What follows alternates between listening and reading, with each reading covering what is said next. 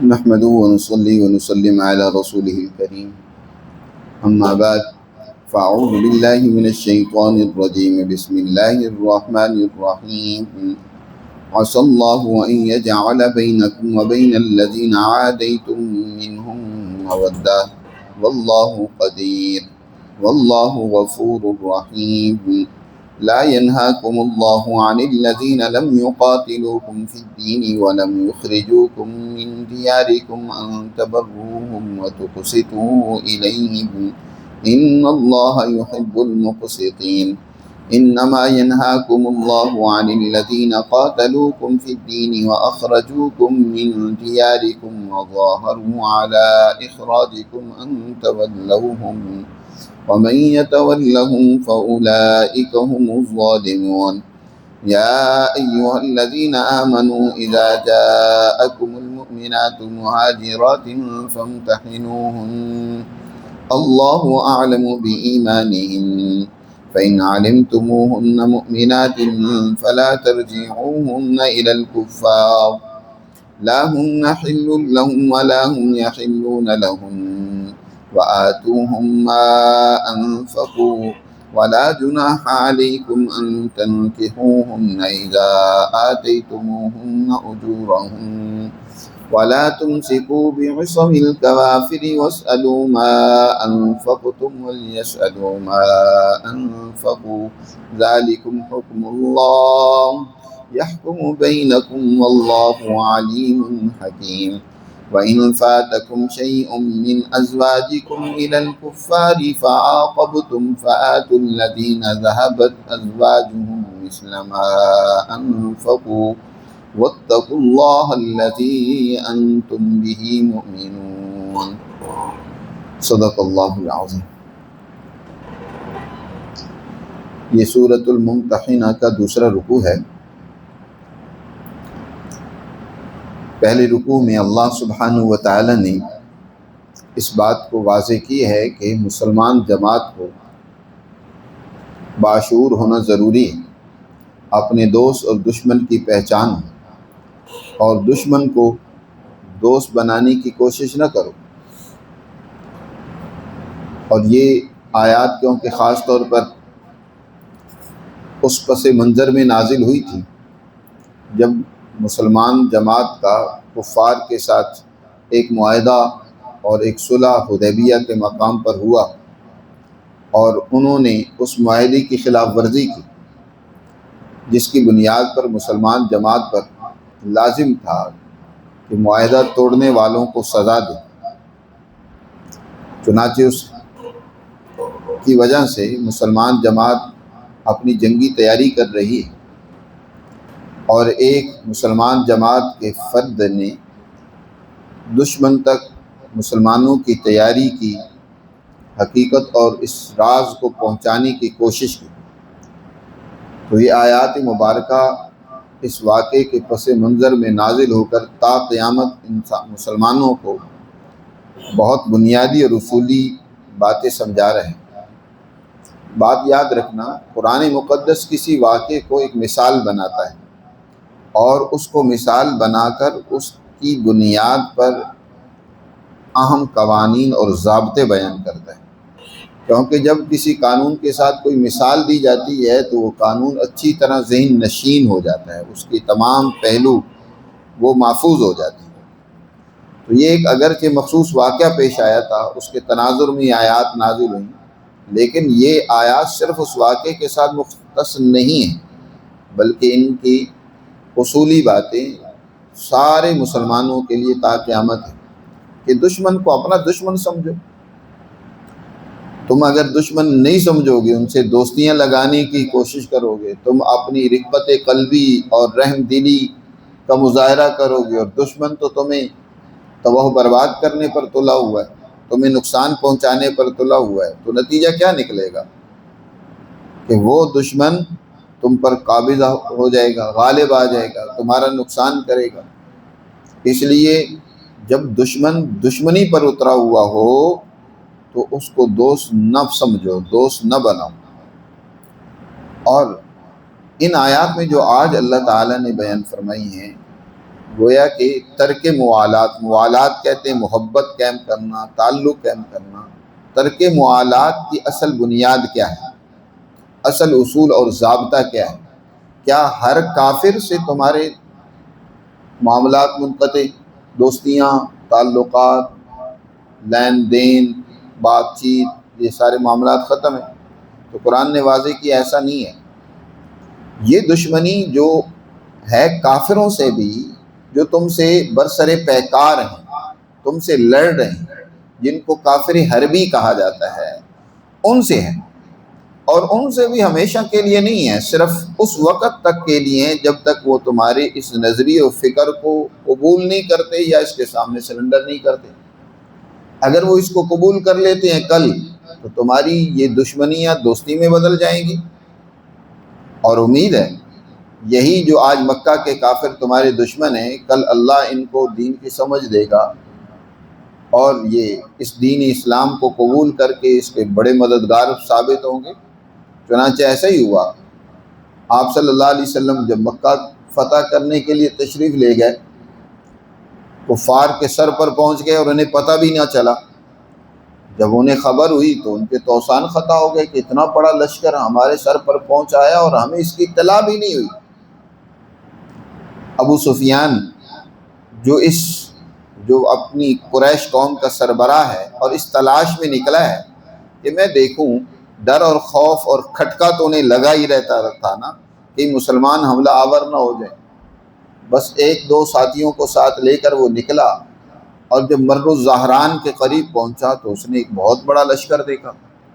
حضور صلی اللہ علیہ وسلم نے اپنی جنگی حکمت عملی کے پیش نظر اس لشکر کو پورے اس میدان میں پھیلا دیا تھا، اور ہر جگہ پر جہاں جہاں خیمے لگے ہوئے تھے، فرمایا ہر ایک الگ الگ رات کو آگ روشن کرے۔ اب وہ جب اتنی تعداد میں اس نے آگ دیکھی، گویا کہ ایک بہت بڑا لشکر ہے کہ ہر طرف آگ ہی آگ جل رہی ہے، تو اس کے تو اوسان خطا ہو گئے، یہ کیا ہو گیا؟ خوف زدہ ہو گیا، مرعوب ہوا۔ اسی دوران کہیں حضرت عباس رضی اللہ تعالیٰ عنہ نے اس کو دیکھ لیا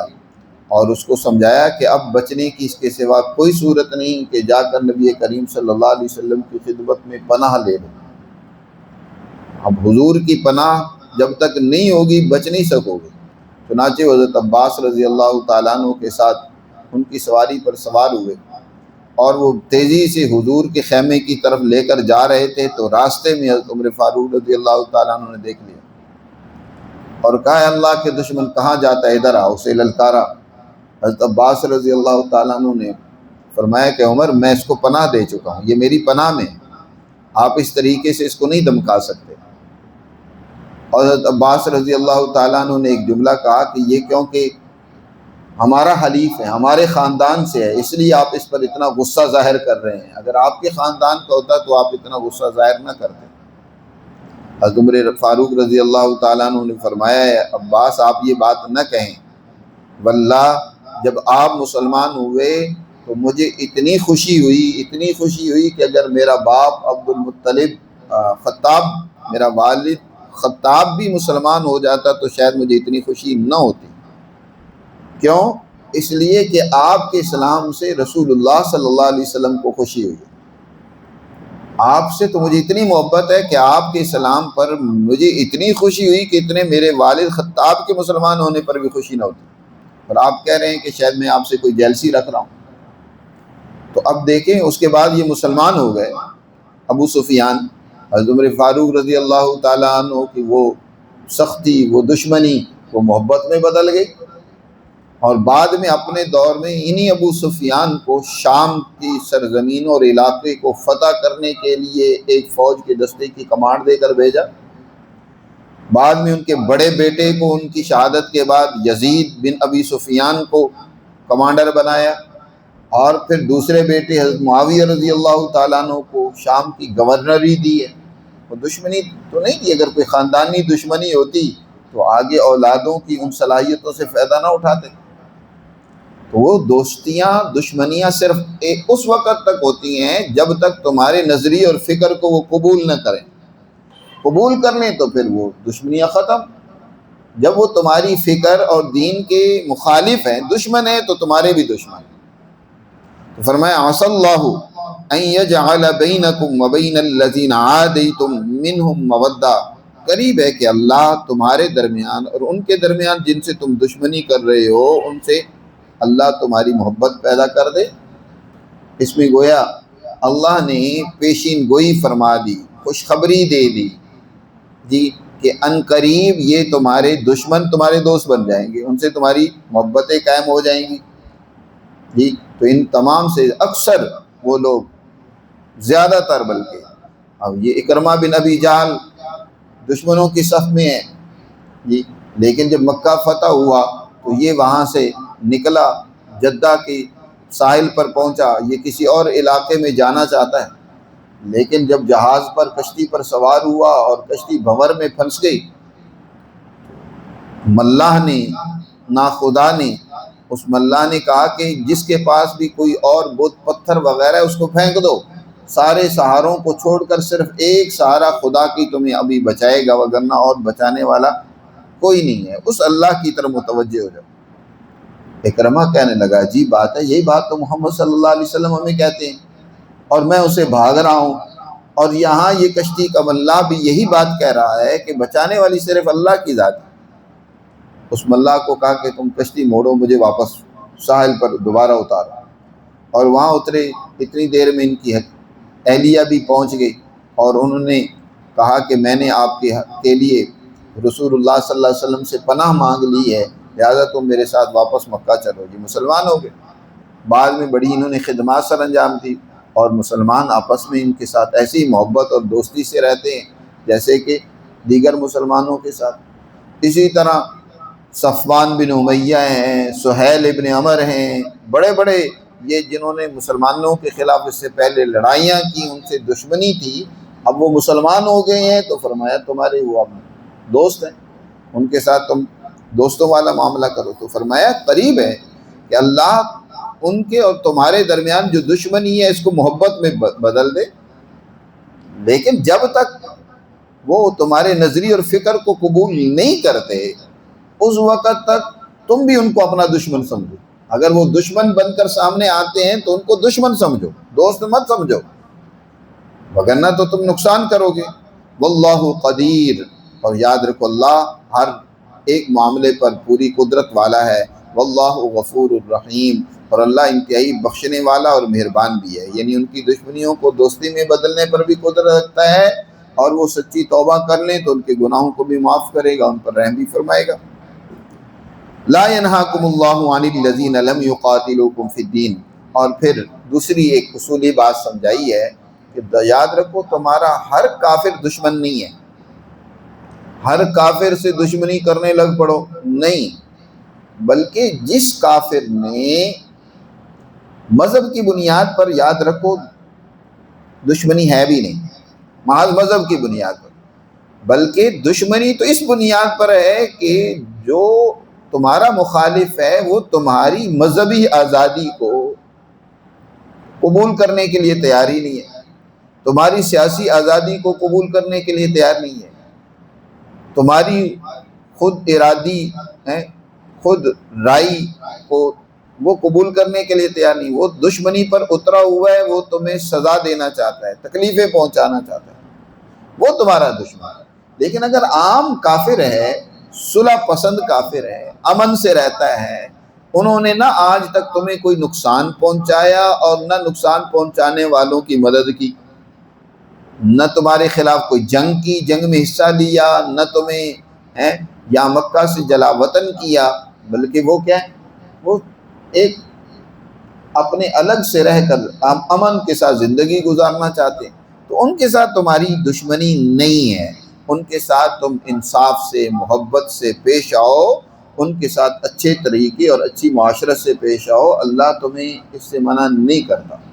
منع کرتا ہے صرف انہی لوگوں سے دوستیاں کرنے سے، ان کے ساتھ اچھا برتاؤ کرنے سے جو تمہارے ساتھ دشمنی کر رہے ہیں، تمہارے ساتھ جنگیں کر رہے ہیں، تمہیں نقصان پہنچا رہے ہیں۔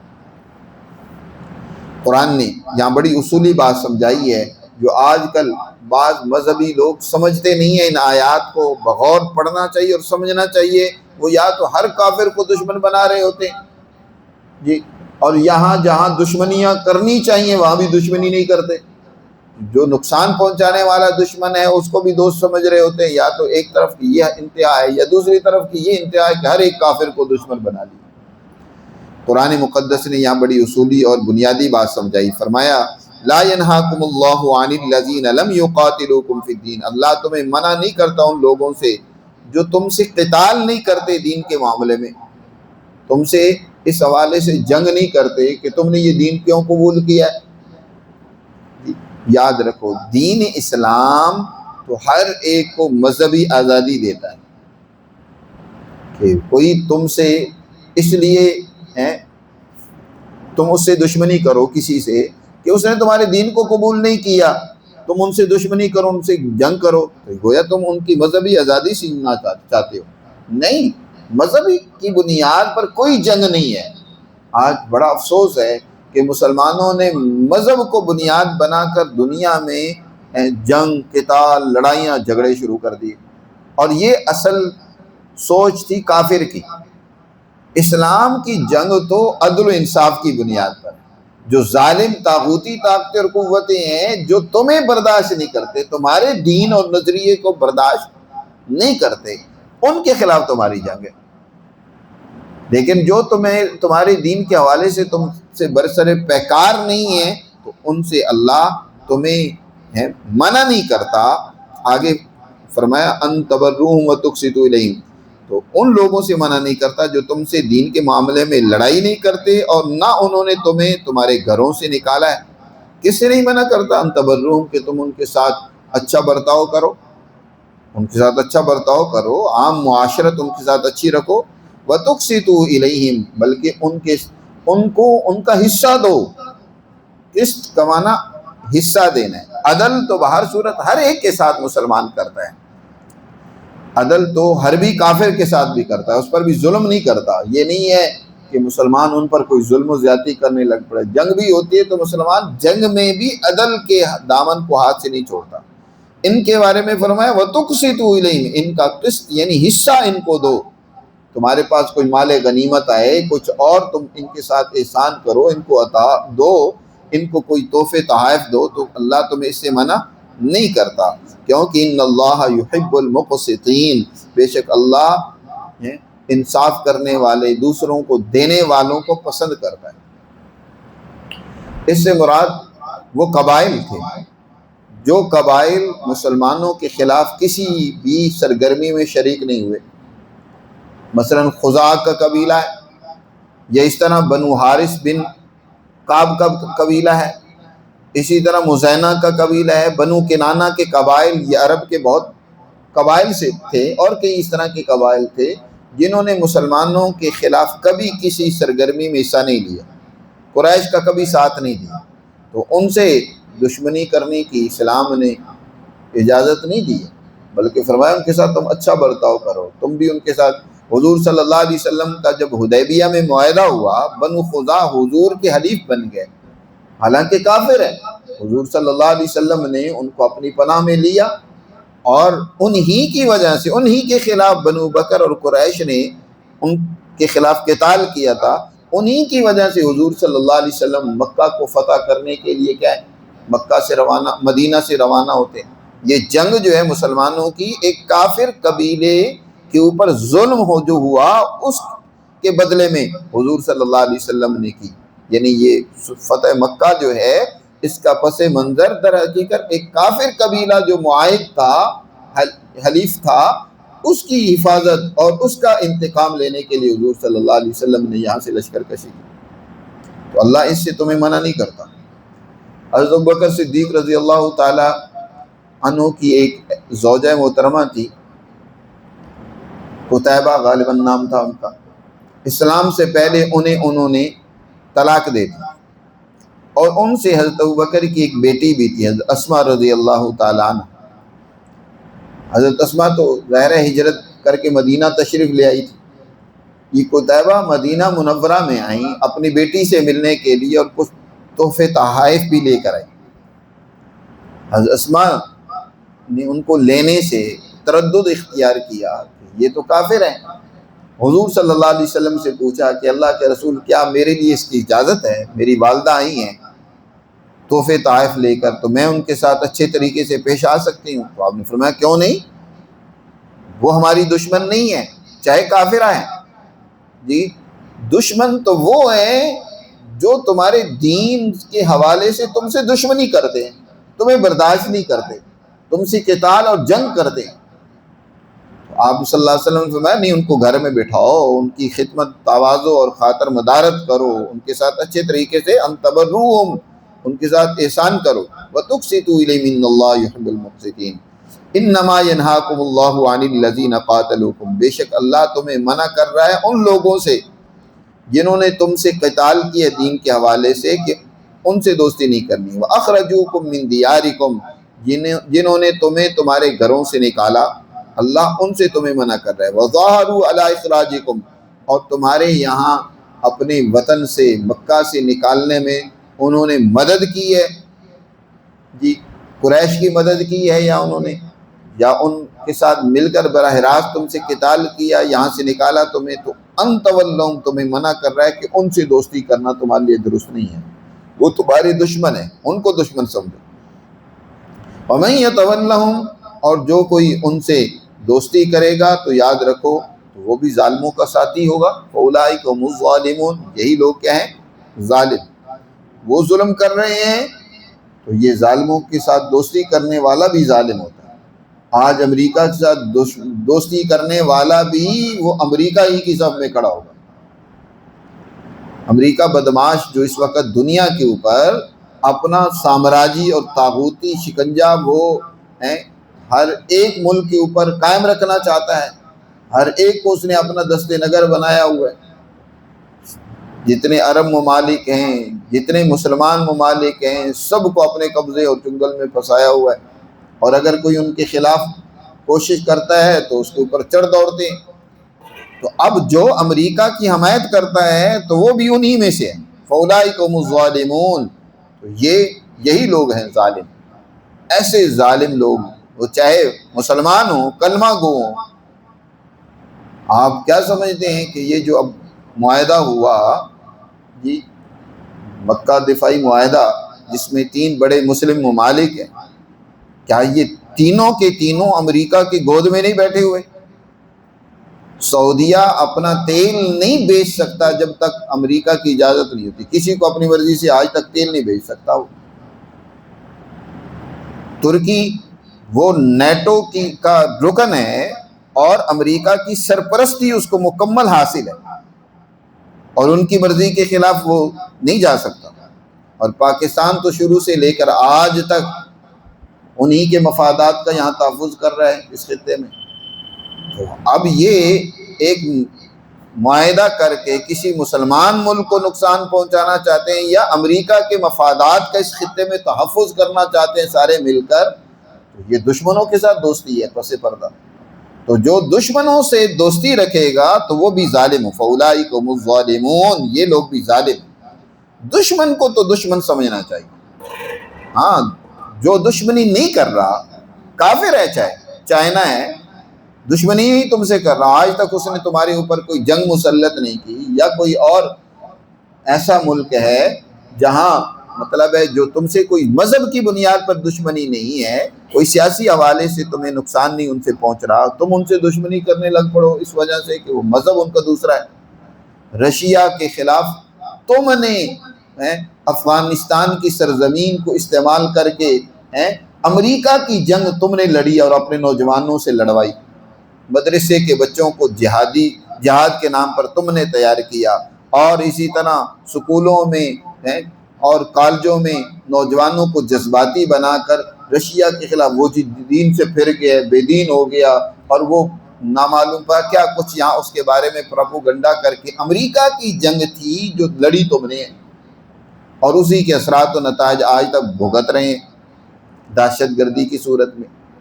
تو یہ مسلمان جماعت کو تنبیہ کی جا رہی ہے کہ جو تمہارا دشمن ہے اس کا اہل کار نہ بنو، اس کو اپنا دشمن سمجھو، اس کو تم دوست بنانے لگ پڑو گے تو پھر تم بھی ظالم ہو، فَأُولَٰئِکَ هُمُ الظَّالِمُونَ، یہی لوگ ظالم ہیں۔ تو قرآن مقدس نے ان آیات میں دو ٹوک اور واضح انداز میں دوستی اور دشمنی کا تعین کر دیا ہے کہ کون تمہارے دشمن ہیں اور کون تمہارے دوست۔ دشمن وہ ہیں جو تمہیں ایک لمحہ کے لیے بھی نہیں بھاتے، جو جن کو تم برداشت نہیں ہو، وہ تمہارا نقصان کرتے ہیں، اور وہ تمہیں ہر موقع پر کیا ہے ذلیل و رسوا کرنے کی کوشش کرتے ہیں، تمہیں جلا وطن کرتے ہیں، تمہارے خلاف جنگیں کرتے ہیں، وہ تمہارے دشمن ہیں، ان کو دشمن ہی سمجھو۔ اور جو ایسے نہیں ہیں چاہے وہ مذہب کچھ بھی رکھتے ہوں، تو ان کے ساتھ تمہاری دشمنی نہیں ہے، ان کے ساتھ اچھا برتاؤ کرو، ان کے ساتھ معاہدات کرو، معاملات ان کے ساتھ تم کر سکتے ہو۔ اللہ ہمیں سمجھ نصیب فرمائے۔ مزید اگلی آیات میں اللہ نے اس مسئلے کو اور بہت اچھے اور عمدہ انداز میں واضح کیا ہے، انشاءاللہ اس پر پھر بات کریں گے۔